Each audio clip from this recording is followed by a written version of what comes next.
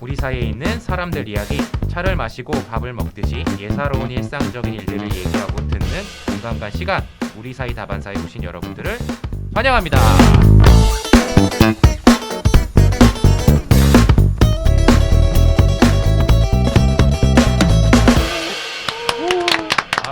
네. 상편보다 훨씬 더 부드럽게 박수 치면서 들어오신 순이님 감사하고요. 적응. 네, 적응 중입니다. 이렇게. 네. 저희 지난 상편에서 저희 WFP UN 세계 식량 계획에서 일하고 계시는 저희 임영준 멘토님과 여러 얘기를 나눴는데요. 임영준 멘토님의 어린 시절, 청소년 시절, 청년 시절을 쫙 들어봤어요. 그리고 세계 80여 개국을 다니셨을 때 에피소드, 그리고 WFP에 입사하게 된 그 터닝 포인트까지 다양한 얘기들을 들어봤는데요. 들어보시면서 어떠셨는지 좀 궁금해요, 종아님. 짧게 한번 얘기해 주시면 좋을 것 같은데. 아 저요? 네. 어떤 느낌이었는지. 어떤 느낌이었는지. 네, 상편 들었을 때. 일단은 되게 파노라마처럼 네. 그 필름을 압축해 놓은 것 같다. 네, 그래서 이걸 뭐 영화로 만들어도 되지 않나. 맞다. 임영준 소장의 80여 개국 어디까지 가봤니? 뭐라고? 걸어서 세계 속으로. 걸어서 저 하늘까지. 네. 순이님은 좀 어떠셨어요?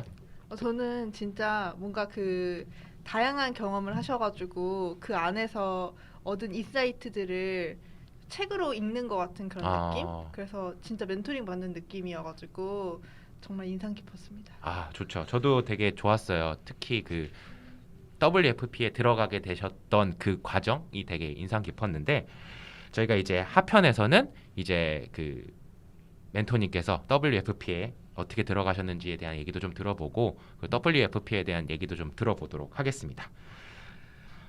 저희가 상편에서 UN 세계 식량 계획 WFP 얘기를 몇 차례 걸쳐서 진행을 했고 나눴는데요. 저희 임영준 멘토님께서 저희 WFP에 대해서 좀 소개를 해주시면 좋을 것 같아요. 청취자분들 중에서 도대체 WFP가 뭐야? 라고 궁금해하시는 분들도 있을 것 같은데 저희 소개 좀 부탁드리도록 하겠습니다. 예, WFP는 월드 푸드 프로그램이라고 했어요. UN 세계 식량 계획이고요. 세계에서 가장 큰 인도적 지원 기관입니다. 지금 이 순간에도 WFP가 움직이는 비행기가 130대, 배가 30척, 트럭이 5,600대가 전 세계 가장 헐벗고 굶주린 사람들을 돕기 위해서 활동을 하고 있고요. 직원이 한 2만 명 정도 되고요. 92개국에서 지금 활동을 하고 있습니다. 이야, 그리고 대단하네. 아까 말씀하셨듯이 올해 노벨 평화상. 맞아. 이거 다시 박수 한번. 너무 축하드려요, 진짜. 그리고 한국하고도 인연이 깊어요.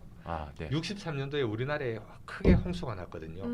그때 우리나라 농림부 장관, 외교부 장관께서 WFP 본부에 긴급 구호 그 서신을 보냈어요. 네. 지금 한국 식량이 너무나 어렵고 절박하니 제발 WFP가 와서 우리를 도와달라. 그 편지를 우리가 아직도 갖고 있어요. 그래서 그 편지를 받고 WFP가 이제 들어왔죠. 그래서 20년 동안 한국을 도왔었죠. 그래서 그리고 20년 만에 우리나라는 WFP 원조로부터 졸업을 했고요. 그리고 이제 그로부터 한 세대가 지난 지금은 WFP를 도와주는 공여국 이제 그 나라들 중에 9번째가 되었어요. 그래서 이제 정말 가난해가지고 그 도움을 받다가 이제 기아로부터 탈출을 하고 이제는 다시 도와주는 그런 굉장히 모범적인 사례죠. 그래서 그 어찌 보면 한국은 굉장히 희망을 주는 정말 그 모범 사례라고 볼 수 있죠. 그렇게 희망 없던 나라가 이렇게 됐으니까 당신들도 할 수 있다. 그런 얘기들을 저희는 많이 하고 있어요. WFP 아까 배가 30. 예, 배가 30척, 비행기가 130대. 대단하네요. 그리고 직원이 2만 명. 와. 92개국에서. 예. 정말 대단합니다. 세계에서 가장 큰 인도적 지원 기구입니다. 그 모든 회사들은 사실 각자가 가지고 있는 가치나 목표 같은 게 있잖아요. 예. 그래서 여기 그 WFP에서 미션이나 이런 것들 이제 뭐 조금 짧게 한 단어로 설명할 수 있다면 어떤 것들이 있을지. 예. 네. 제로 헝거입니다. 제로 헝거. 그 기아가 완전히 사라지는 세상. 그게 제 미션이거든요. 굉장히 확고한 목표죠. 예. 그 인류의 역사는 이 배고픔과 투쟁의 역사였거든요. 네. 그리고 90년대부터 2014년까지는 기아 인구가 계속 줄어들었어요. 근데 14년 이후로 다시 늘어나고 있거든요. 지금처럼 식량이 풍족하고 또 식량의 3분의 1이 벌어지거든요. 맞아요. 그래서 한쪽에는 굶고 있어요. 근데 한쪽에서는 엄청나게 버리거나 너무 많이 먹어서 뭐 과체중 이런 거로 또 고통을 받고 있거든요. 그래서 굉장히 아이러니가 아닐 수 없다. 예. 그래서 제로 헝거가 저희의 아주 명확한 목표입니다. 이런 목표를 사실 달성하기 위해서 지금 말씀해주신 것처럼 이쪽에 있는 자원들을 보내주는 것도 있을 수 있겠지만 예. 뭔가 기술적인 개발이라든가 예. 혹은 뭔가 이제 환경적인 이슈를 다루는 내용도 혹시 여기 WFP 안에 사업에 맞습니다. 포함되어 있는지 예. 말씀해 저희가 주시죠. 이제 이노베이션 엑셀러레이터라 해가지고 혁신센터를 만들었거든요. 그리고 1년에 3번 부트캠프를 해요. 네. 그래서 전 세계 아이디어를 다 받아요. 아. 그래가지고 그 아이디어를 선정을 해서 뽑힌 아이디어들은 거기서 발표를 하게 하고 그래서 최종 선정이 되면 10만 불을 줍니다. 아, 그래서 그렇구나. 그 아이디어를 이제 실제로 현장에서 테스트를 하게 해요. 아. 그래가지고 이게 정말 괜찮다 싶으면 이제 저희의 정식 프로젝트가 되는 거죠. 그 아이디어 중에 일부를 소개를 하면 블록체인. 블록체인. 그러니까 요르단에 있는 시리아 난민들이 이제 저희 WFP하고 협력 슈퍼마켓이 있거든요. 네. 옛날에는 이제 제가 말씀드렸듯이 줄을 길게 서가지고 식량을 네. 받았거든요. 근데 이게 인간의 이제 존엄성에도 사실 이슈가 있어요. 그 줄을 서 있다는 자체가 나는 가난하고 식량 원조를 받는 거잖아요. 근데 이 블록체인을 이용하면 슈퍼마켓 가서 일반 사람들처럼 식량을 구매를 할 수가 있는 거예요. 그리고 구매를 할 때 홍채를 보여주면 블록체인을 통해서 결제가 돼요. 아. 그러니까 옛날에는 은행을 통해서 했는데 개도국에 있는 은행들은 망하기도 자주 망하고 네. 그 다음에 수수료도 높고 또 매달 이 리뷰를 해야 되거든요. 네. 그 시간도 되게 많이 걸려요. 그렇죠. 그리고 만 명을 도와주는 만 건의 결제를 해야 되는데 블록체인은 수백 건 수천 건을 한 번에 결제를 할 수가 있어요. 그리고 난민들이 또 아이디가 없거든요. 근데 이 거래 생성 기록들이 그 사람의 고유한 아이디가 되는 거예요. 그래서 굉장히 장점이 많아요. 그래서 처음에 17년도에 파키스탄에서 200명을 대상으로 했다가 18년에 10,000명, 19년에 17만 명, 올해는 50만 명이 넘게 와. 이 지원을 하고 있거든요. 또 수경 재배라고 사막에서 이제 농사를 지을 수가 있어요. 그냥 사막에 있는 수분을 이용해서 농사를 짓기도 하고요. 인공지능을 통해서 긴급고시에 이제 여러 가지 분석들을 하기도 하고 인공위성이나 드론을 통해서 모니터링을 하기도 하고 굉장히 혁신적인 아이디어들이 지금 많이 나오고 있거든요. 그래서 이 그냥 이제 식량 기구 하면 그냥 식량을 이렇게 나눠주는 줄만 알아요. 근데 그거는 아주 일부고요. 저희의 궁극적인 목표는 사람이 건강하게 24시간 활동을 할 동안 항상 식량이 있는 상태를 만드는 게 제 목표거든요. 그러려면 그런 이제 혁신, 기술, 그다음에 환경 이런 것도 되게 중요하고 환경 얘기를 하셨는데 지금 생산되는 식량의 3분의 1이 버려진다 그랬잖아요. 그 음식 쓰레기가 지금 기후 변화가 굉장히 위기잖아요. 그렇죠. 그 기후 변화의 주범인 온실가스의 8%가 음식 쓰레기에서 나와요. 그러니까 이 음식 쓰레기를 줄일 수 있다면 그 기후 변화의 속도를 늦출 수가 있는 거죠. 그래서 저희 WFP 서울 사무소에서 이제 제로 웨이스트, 제로 헝거 캠페인이라는 걸 하고 있어요. 그게 뭐냐면 나는 먹을 만큼만 먹고 우리가 사실 음식 쓰레기 남기기 싫어도 식당에 가서 너무 많이 주면 그쵸, 남기죠. 네. 맞아요. 근데 자기 먹을 만큼만 고를 수 있다면 그래서 이제 제로 헝거 메뉴라는 거를 만드는 식당들이 있어요. 그럼 그거를 고르면 일반식은 많이 주는 거고 제로 헝거 메뉴는 딱 먹을 만큼만 주는 거예요. 그럼 이거를 고르면 일단 음식 쓰레기 안 남겠죠. 그럼 식당 입장에서도 음식 쓰레기 처리 비용이 주니까 돈을 아낄 수 있고 음식 쓰레기로 갈 뻔했던 것 중에 일부가 배고픈 사람을 위해서 도울 수가 있는 거죠. 그리고 온실가스도 줄일 수 있고. 그러니까 나는 내를 위해서 내 먹을 만큼만 먹었는데 음식 쓰레기 줄이고 온실가스 줄이고 배고픈 사람까지 돕고 일석사조가 되는 거죠. 그리고 지금 이제 또 그게 이제 일반 식당에서 하는 제로 헝거 메뉴고요. 구내 식당에서는 자기가 식량을 들잖아요. 음식을 그렇죠. 들잖아요. 네네. 그 식판 스캐너 시스템이 있어요. 그래서 식판을 딱 찍으면 내가 먹을 음식들이 뭐고 칼로리가 얼마고 양이 얼마다가 나와요. 다 먹고 나서 다시 딱 찍으면 실제로 얼마 먹었다. 어떤 반찬을 많이 소비됐고 어떤 반찬은 얼마가 소비가 덜 됐다. 잔반도 문제지만 잔식이 문제거든요. 그러니까 영양사 선생님이 이제 대충 이렇게 예측을 해서 하는데 이게 이제 빅데이터화가 되면 굉장히 정확하게 수요량을 예측을 할 수가 있어요. 그러니까 잔식 자체가 줄어들고 또 사람들이 식판을 찍 이렇게 스캔을 하는 순간 남기면 안 되겠다 이런 생각을 좀 하게 돼요. 그러니까 실제로 잔반이 많이 줄어들어요. 그래서 똑같은 개념으로 나도 내 먹을 만큼만 먹고 음식 쓰레기 줄이면서 배고픈 사람도 돕고 환경도 돕는. 그래서 이런 테스트들을 지금 하고 있어요. 예. 되게 그 비영리임에도 불구하고 굉장히 똑똑하게 일해야 된다라는 게 느껴져요. 그리고 예. 어쨌든 4차 산업, 인공지능, 로봇의 시대로 도래하고 있는데 그것들을 다 그 소위 말하는 영리 기업들은 그거를 이제 최대의 자본, 최대의 이익을 남기는 데 사용하지만 유엔 세계 식량 계획 WFP 같은 경우는 인도주의적인 차원으로서 사용할 수 있도록 블록체인 기술이라든지 이런 것들을 사용하는 것과 동시에 제로홈과 제로 웨이스트 캠페인을 통해서 누구든지 또 할 수 있다라는 걸 보여주시는 것 같다는 생각이 좀 드네요. 네. 우리 점프 멘티님들도 많이 참석하시면 아, 좋겠어요. 그러게요. 네, 우리 청취자 분들도 제로홈과 제로 웨이스트 캠페인에 참여하시면 아까 하나 더 있는 것 같아요. 나의 건강까지 챙길 수 있는. 그렇죠. 일석사조가 되는 거예요. 네, 맞아요. 사실 그 기아라고 하면 기아나 어떤 빈곤의 이슈는 그 한 지역이나 한 국가에 해당하는 그 국한되는 문제라고 우리가 흔히 생각할 수 있잖아요. 우리랑 상관없는 얘기다. 그래서 우리는 그냥 기부하면 되는 거고, 우리는 뭐 동정심을 계속 이렇게 하면 되는 거고라고 이제 생각할 수 있는데 사실 뭐 아까 말씀하셨듯이 환경 문제나 기후 변화의 문제는 선진국에서 사실 그렇게 일어나는 그런 유해한 것들 때문에 지구 반대편에서 고통받고 있는 거잖아요. 그런 이제 연관성을 우리가 잘 기억해야 되겠다는 생각이 드네요. 전 세계가 연결되어 있는 것 같아요. 우리 몸을 보면요. 내 발바닥에 가시가 박히면 발바닥이 아파야 되는데 온몸이 다 아픈 거잖아요. 맞아요. 네. 이 지구의 한쪽 귀퉁이가 아프면 이 지구 전체가 아픈 거거든요. 그래서 내 발바닥에 가시가 박히면 발바닥과 상관없는 내 손과 내 몸이 움직여서 가시를 빼는 거잖아요. 그래서 한 몸이라고 생각. 그리고 진짜 실제로 이 지구상에서 지금 일어나는 일이 바로 동시대적으로 다른 나라들에 영향을 미치고 있잖아요. 그렇죠, 맞아요. 그래서 정말 같은 운명 공동체라는 생각을 해야 될 것 같습니다. 저 좀 궁금한 게 이제 미션이나 이제 그런 비전 중에서 식량 안보에 대한 이슈도 같이 다루신다고 하셨는데 그 식량 안보에 대해서 한번 좀 이렇게 생소한 개념인 것 같아서. 식량 안보에 이제 세 가지 있어요.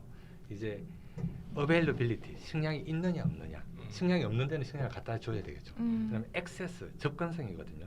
식량은 시장에 많은데 돈이 없어서 못 사 먹는 경우가 있어요.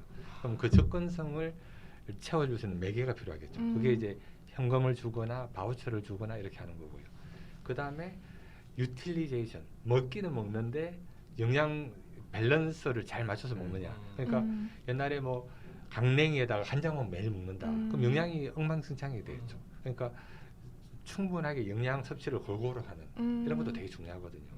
그러니까 어떤 지역은 먹기는 어떻게 먹는데 영양 불균형이 심각한 경우가 되게 많아요. 그리고 특히 엄마가 임신한 직후부터 만 2세까지 그게 한 1000일 정도 되거든요. 이때가 인생에서 제일 중요한 시기예요. 뇌의 한 75%가 이때 자라고요. 신체 성장 기반이 이때 만들어져요. 그런데 영양실조가 되면 이게 굉장히 큰 훼손이 오거든요. 그런데 만 2세가 지나면 이게 회복이 불가능해요. 평생 훼손된 뇌, 훼손된 신체 기반으로 살아야 돼요. 그러니까 그렇게 되면 지능이 일단 IQ가 한 30 이상 떨어질 수 있어요. 그러면 그냥 제대로 잘 먹었으면 IQ가 100, 120, 130 됐을 텐데 못 먹었으니까 IQ가 90, 80, 70 키도 훨씬 작아지고 몸도 훨씬 약하고 평생 장기 질환에 시달리고 그러니까 영양실조 엄마가 영양실조 아기를 놓고 그 영양실조 아기가 영양실조 어린이, 영양실조 청소년, 영양실조 어른이 돼요. 그 영양실조 어린이는 제대로 공부를 못하기 때문에 좋은 직장을 못 구하게 되죠. 그러면 영양실조 어른은 또 영양실조 아기를 놓는 빈곤의 악순환이 계속되는 거죠. 그래서 이거를 끊을 필요가 되게 중요한 거예요. 그런 걸 끊는 게 이제 식량 안보 활동이라고 볼 수 있겠네요. 맞습니다. 제가 또 한 가지만 더 추가로 질문을 드리자면은 그 지금 말씀해주신 되게 다양한 내용들이 모든 국가들에게 다 이제 특히 유엔에 가입한 국가들 또는 국제 활동이 승인된 국가들 위주가 되지 않을까라는 약간 높아심이라고 해야 될까요? 뭐 정치 체제라든가 아니면 지역 내 이제 전쟁 같은 이슈라든가 이런 거에 대해서 이제 WFP에서 직접적으로 관여하기 어려운 상황이 있을 수 있잖아요. 사실 근본적인 문제는 그게 아닌데 식량으로 있어서 부족함이 생기는 상황들도 생길 수 있다고 생각이 드는데 예. 그럴 때 이제 그런 뭔가 정치적인 이슈 혹은 예. 다른 이슈에 대해서도 WFP가 관여하는 부분이라고 해야 될까요? 그런 예. 것도 있을까라는 예. 네, 궁금증도 생깁니다. 일단 211개국 중에 193개국이 유엔 회원국이라서 회원국이 아닌 나라 사실은 별로 없어요. 그렇고 보통 유엔의 이제 원칙은 그 나라가 요청을 해야 들어가요.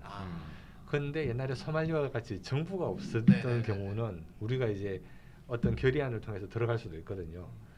그리고 이제 인도적 지원의 원칙은요, 정치와 관련 없이 인도적 지원이 필요하면 이제 하는 거거든요. 그러니까 이 아기가 배가 고파서 굶어서 거의 죽기 일보 직전인데 얘 아버지가 어느 당인지 이런 거 물을 수가 없는 거잖아요. 그쵸. 그래서 인도적 지원 원칙에 이제 최대한 충실하게 이제 하려는 게 저희 노력이고요. 네. 그럼에도 불구하고 또 정치적 그런 게 이제 전혀 영향을 받지는 못하는, 영향이 없을 수는 없는데 그런 부분은 이제 저희가 노력을 해야죠. 그래서 현장 차원에서 그래서 폴리티컬 코디네이션이나 이런 것들을 이제 다른 기구들 이제 뭐 이런 데하고 협력을 해서 이제 노력을 하는 거죠. 이 제로 헝그라는 게 어떤 한 기구, 한 개인, 한 국가가 할 수 있는 게 아니거든요. 정말 같이 손잡고 협력을 해야 할 수 있는 거거든요. 네, 유기적 협력을 통해서 이루어지는 것 같아요. 예. 네. 그 두 가지 질문을 좀 같이 한꺼번에 드리고 싶은데요. 지금 WFP 이제 구호 활동을 많이 하셨을 텐데 그 구호 활동을 하면서 그 구호 활동에 대한 소개를 좀 먼저 대략 WFP에서는 어떠한 구호 활동을 하고 있는지를 좀 소개해 주시면 좋을 것 같아요. 일단 먼저 이거 예. 답변해 주시면 저희가 감사하겠습니다. 모토가 Saving Lives, Changing Lives거든요. 네. 그러니까 정말 자연재해나 전쟁 이런 인도적 위기에서는 사람들의 생명을 구하는 거, 이게 가장 이제 중요한 거고요. 그다음 Changing Lives는 결국 그 사람들이 스스로 자립할 수 있도록 도와줘서 더 이상 이제 식량 지원이 필요 없는 세상. 그러니까 많은 조직들은 점점 성장하고 커지길 바라잖아요. 그렇죠. 저희는 사라지는 게 목표예요. 제가 2009년도에 제 로마 본부에 있었는데 까보베르데라는 나라가 이제 WFP 지원을 더 이상 이제 안 받는다. 그래서 졸업식을 상당히 했거든요. 그래서 저희가 사라지는 게 목표예요. 아니 이거 근데 되게 중요한 게 점프도 사실 그런 얘기 하거든요. 맞아요. 네. 교육 불평등이 해소가 되면 우리 다 남아메리카쯤에서 해산하자. 예. 가지고 예. 약간 이렇게 예. 장난식 얘기를 하는데 비슷한. 예. 같은 비전을 공유하는. 그렇죠. 네. 예. 그 없어지는 게 가장 큰 예. 목표인 것 같아요. 네. 예. 맞습니다. 그러고 이제 구호 활동을 하시면서 좀 기억에 남는 순간이 있으셨는지도 좀 궁금하거든요. 예. 제가 이제 서아프리카의 기니비사우라는 나라에서 근무를 했는데요. 저희가 이제 컨틴전시 플랜, 그래서 이제 일어날 수 있는 위기 상황을 다 시나리오를 짜가지고 이제 준비를 했었어요. 그래서 세 가지 시나리오가 뭐냐면 쿠데타가 일어나서 나라가 엄청난 혼란에 들어갈 거다. 두 번째가 엄청나게 난민들이 많이 발생해서 대규모 식량이 필요할 거다. 세 번째가 대기근이 발생할 거다. 자연재해 때문에. 근데 제가 있는 2년 반 동안 이게 세 개가 다 일어났어요. 근데 이제 그 위기에 이제 저희가 필요한 액션들을 다 준비를 하고 있었거든요. 근데 가장 기억에 남는 게 대규모 난민 사태였어요. 위쪽에 이제 세네갈의 그 카사망스라는 지역이 독립을 하고 싶어 했고 정부군이 막고 있었거든요. 네. 그래서 거기서 이제 크게 격돌이 일어난 거죠. 그래서 하루아침에 26,000명의 난민들이 기니비사 국경으로 다 몰려들었어요. 그래서 그 일어나자마자 제가 이제 선발 대장으로 거기를 갔었거든요. 갔더니 집집마다 난민들이 적게는 60명, 많게는 100명이 넘게 집집마다 있어요. 선생님 본인 집에 100명의 난민들이 갑자기 들이닥치면 어떻게 하시겠어요? 너무 무서울 것 같아요. 그렇죠. 맞아요. 무서울 것 같아요. 그러니까 안 그래도 그 사람들은 또 가난한 사람들이거든요. 먹을 것도 없고. 근데 난민들이 100명씩 각 집에다 다 닥쳐가지고 있는 거예요.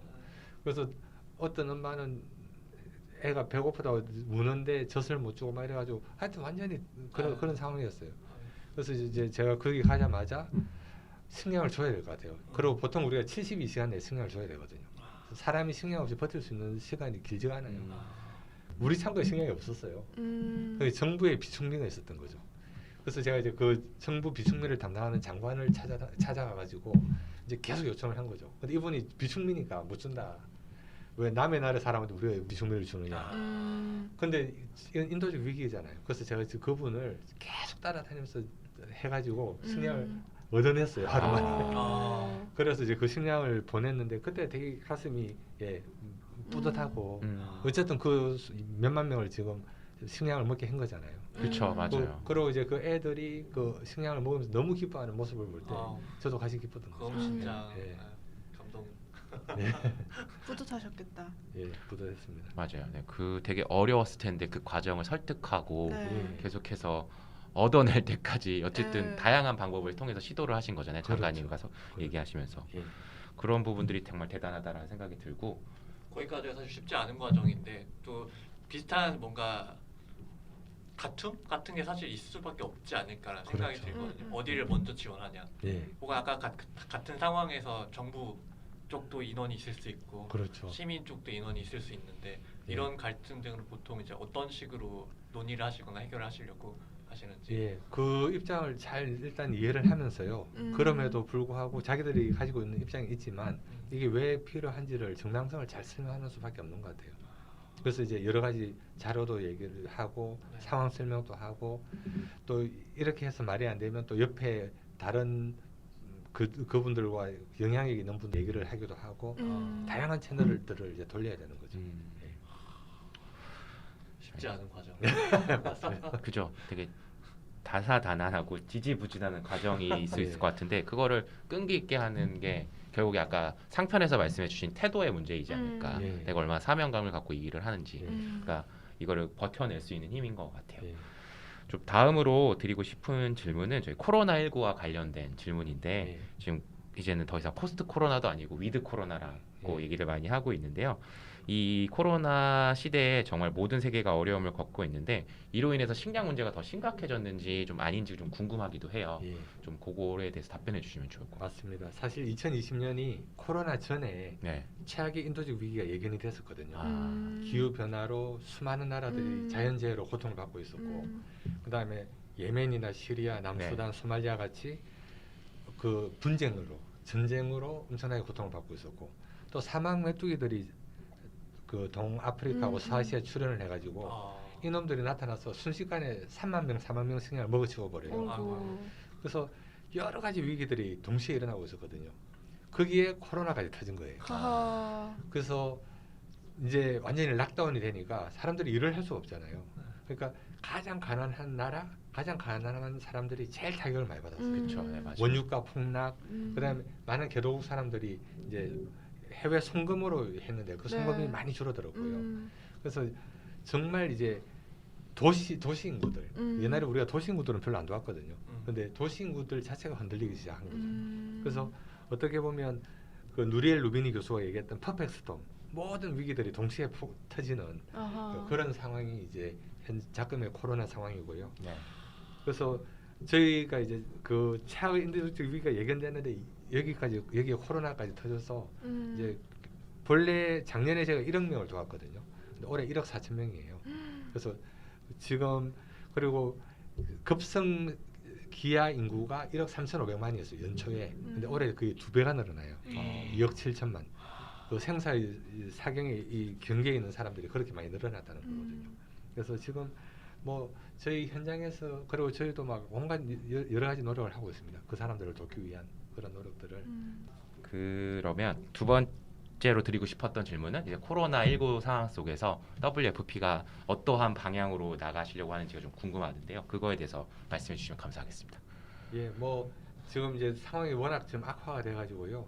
저희가 최대한 많은 노력을 하고 있어요. 일단 이전에는 이제 많은 사람들이 이렇게 모아가지고 식량을 자주 줬다면 그 인터벌을 이제 늘리는 거예요. 왜냐하면 식량 받으러 왔다가 또 코로나 걸리면 안 되잖아요. 그러니까 이제 분배 디스트리뷰션 포인트를 여러 군데 만들고 작은 사람들이 사회적 거리두기를 충분히 할 수 있도록, 그리고 뭐 한 달에 한 번씩 식량을 줬다면 2달이나 3달에 한 번씩 줘가지고 거리두기를 하면서 이렇게 할 수 있도록, 그리고 결국 가장 이제 어려움에 처한 사람들을 최대한 지원을 하는 거죠. 지금 그 저희 지원 없이는 하루도 살 수 없는 사람들이 3천만 명이 넘게 있거든요. 그분들을 이제 당장 이제 도와야 되는 거고, 또 도심에 새로운 그 기아 인구가 많이 생겼기 때문에 그분들에 대한 지원도 지금 여러 방법으로 이 모색을 하고 있고요. 예, 그래서 그 또 저희가 이제 자발적 지원금으로 운영되는 단체이기 때문에 이제 각국 정부나 이제 기업이나 개인들의 그런 후원도 열심히 받고 있거든요. 그런 쪽으로도 하고 있습니다. 코로나19 속에서도 WFP는 이제 다양한 방법을 계속 시도하고 있고 예. 또 자발적인 그 기부금이나 이런 걸 통해서도 계속 인도적인 활동을 하고 있다라고 말씀해 주신 것 같아요. 맞습니다. 예. 저희가 이제 한 2가지 정도 질문을 드리고 마무리하려고 하는데요. 일단 이게 제일 처음부터 몇 차례 걸쳐서 얘기했던 건데 노벨 평화상 관련해서 좀 질문 드리고 싶은 게 있어요. 노벨 평화상 수상을 하셨을 때 좀 이 수상 소식에 대해서 알고 계셨는지도 좀 궁금하고 그 받으셨을 때 어떤 느낌인지도 좀 궁금하거든요. 저희 이제 감이 안 와요. 노벨 평화상 뭐 들어만 봤지. 그러니까요. 네. 미리 알려주는 거 아니에요?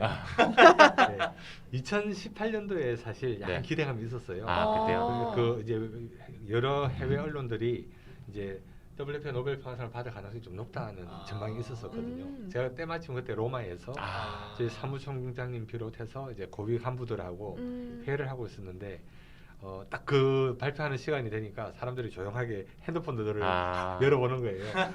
혹시나 이제. 네. 혹시나.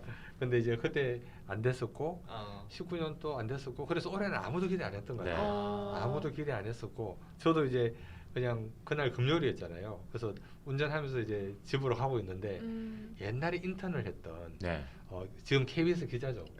그 윤보미 기자라는 친구가 전화 와가지고 너무 축하한다고 소장이 그래서 뭘 축하를 하냐고 이랬더니 노벨 평화상 받았다고 그러는데 눈물이 울컥하고 쏟아지더라고요. 야 진짜 사실 작년에 제가 노르웨이 오슬로 가가지고 노벨 평화상 받는 시청에 한번 들어가 봤었거든요. 언젠가 WFP 한번 여기서 상 받으면 참 좋겠다 이런 생각을 했었는데 그 현실이 이렇게 빨리 올 줄은 몰랐었고요. 근데 이게 이제 저희가 뭐 잘해서 받았다는 것보다는 사실 이게 그 자발적 기여금이고 99%가 정부에서 오는 거거든요. 네. 그럼 국민들이 세금을 내주셨기 때문에 우리나라 정부를 비롯해서 여러 나라 정부가 도와줬던 거기 때문에 모든 여러분들의 덕분이 아닌가. 그리고 한국 정부가 특히 제가 처음에 이제 한국을 맡았을 때는 그 랭킹이 50위가 밖이었어요. 굉장히 적은 규모로 줬었는데 이제 9번째로 많이 주는 나라가 됐거든요. 그리고 지금 우리나라가 주는 지원이 600만 명을 먹이고 있어요. 전 세계 가장 배고픈 사람들을. 그래서 진짜 이거는 뭐 WFP한테 큰 영광이지만 이렇게 도와주신 우리나라 정부와 국민들에게도 저는 감사를 드립니다.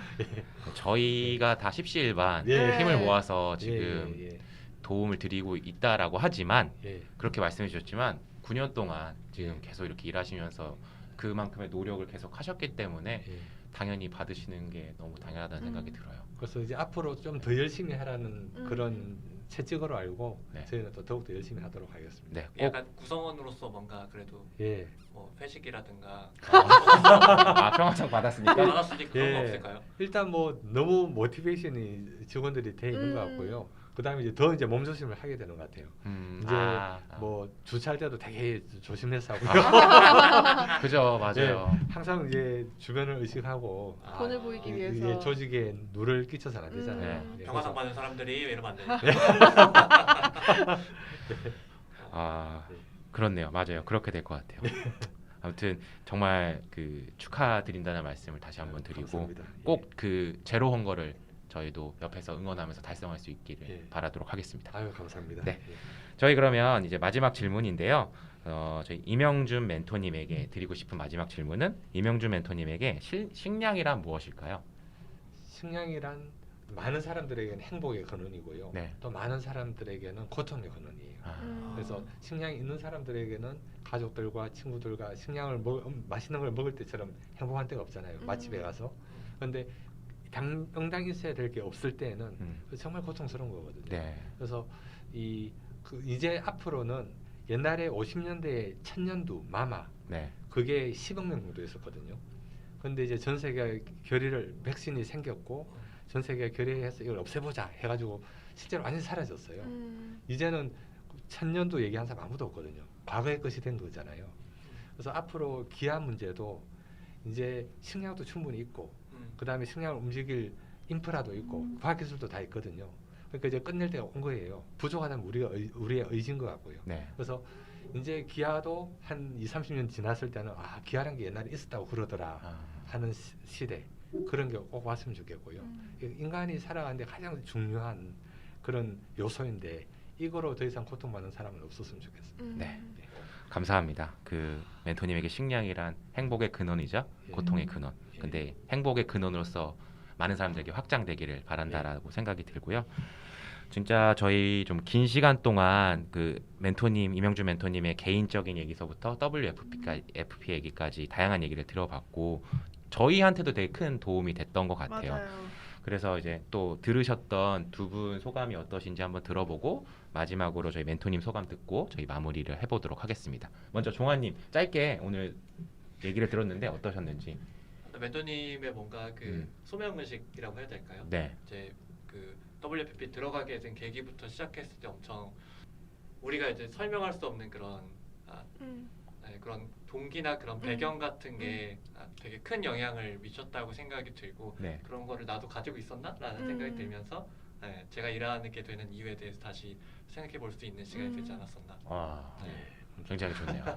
수인님은 어떠셨어요? 저도 좀 비슷한 것 같아요. 좀 이제 어쨌든 그 점프에서 이제 청년들과 대학생들과 공정한 교육 기회를 위해서 이제 일하는 우리들도 이런 이제 우리도 그런 소명의식을 가지고 이제 들어왔지만 그 초심을 잃지 않고 잘 일하고 있나 뭔가 저 스스로를 좀 돌아보게 되는 그런 시간이었던 것 같아요. 진짜로 멘토님 제 인생 멘토님으로서 모실게요. 네, 인생 멘토 되셨고요. 그 마지막으로 저희 이명준 멘토님께서는 어떠셨는지. 예, 저도 팟캐스트라는 거 처음 해보는데 네. 되게 편안하게 잘 이끌어 주셔가지고 굉장히 재밌었던 것 같아요. 감사합니다. 예, 이 세팅도 너무 재밌고요. 예, 그리고 또 질문도 좋은 질문을 해주셔가지고 네. 제가 뭐 아주 편하게 잘 얘기를 했던 것 같습니다. 너무 감사합니다. 예. 저희 이제 마무리를 하려고 하는데요.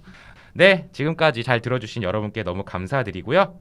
오늘도 지금까지 우리 사이 다반사를 들어주신 여러분께 감사드립니다. 지금까지 우리 사이 다반사 MC 김결, 전종화, 송순이, 게스트 이었습니다.